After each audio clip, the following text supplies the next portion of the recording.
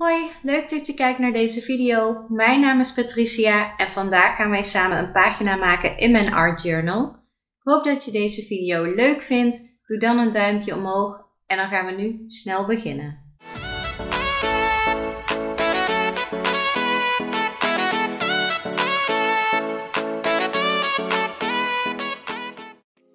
Het boekje dat je hier ziet heb ik een aantal jaren geleden gekregen.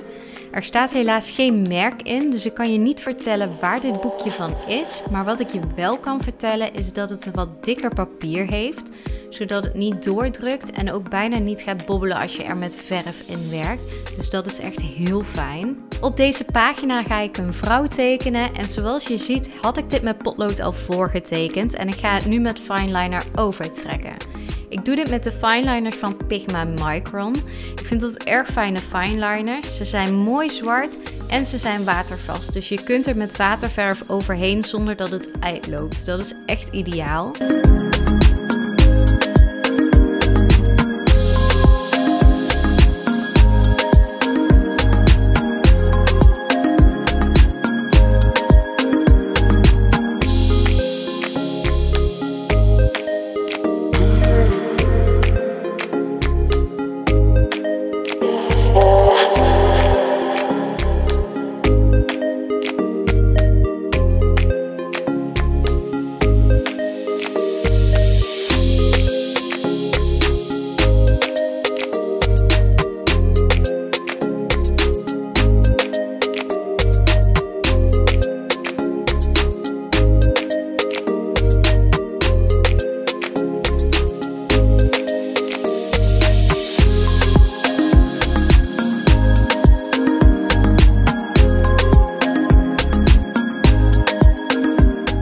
Je ziet hier dat ik nogmaals over enkele lijnen heen ga met een fineliner.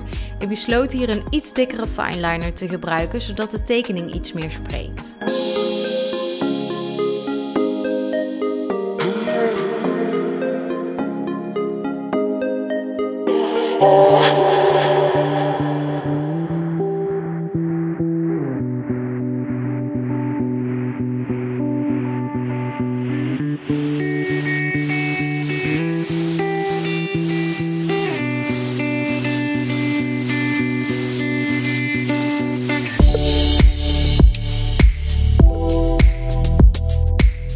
Ik ga nu beginnen met het verven van het haar.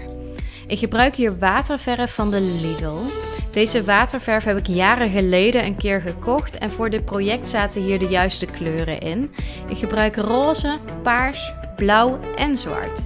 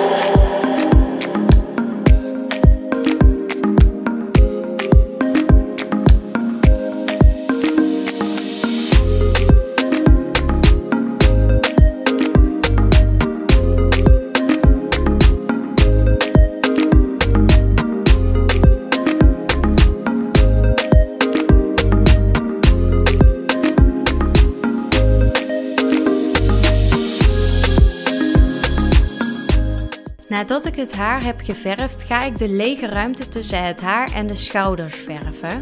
Ik koos ervoor om dit te doen met een grijze kleur. Ook deze verf is van de Lidl.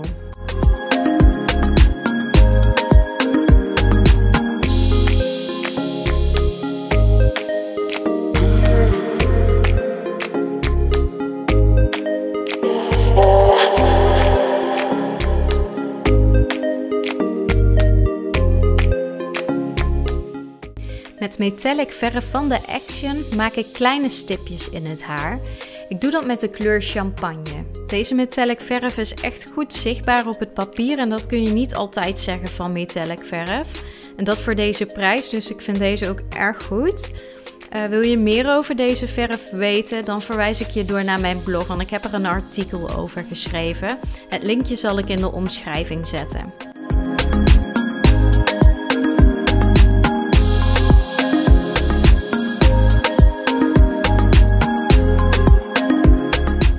Zoals je ziet ga ik nu met witte gelpen sterren en stipjes in het haar tekenen voor nog meer accenten. Deze gelpen heb ik ooit een keer gekregen en ik weet dat deze van AliExpress komt.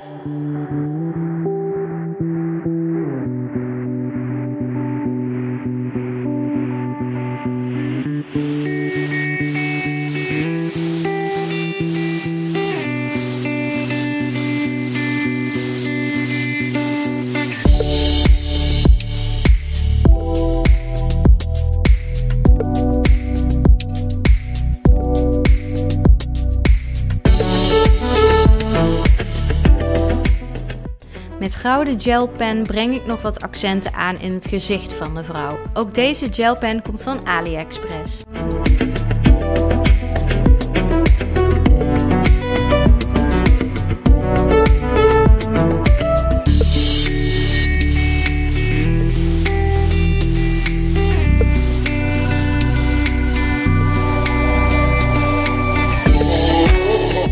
Toen ik het haar af had, merkte ik dat ik nog niet helemaal tevreden was over de grijze vlakken onder het haar en besloot om een laagje zilveren waterverf eroverheen te doen. Dit is ook weer de metallic verf van de Action.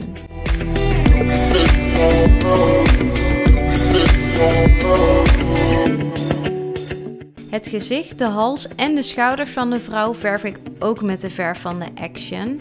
Hiervoor gebruikte ik weer de kleur champagne.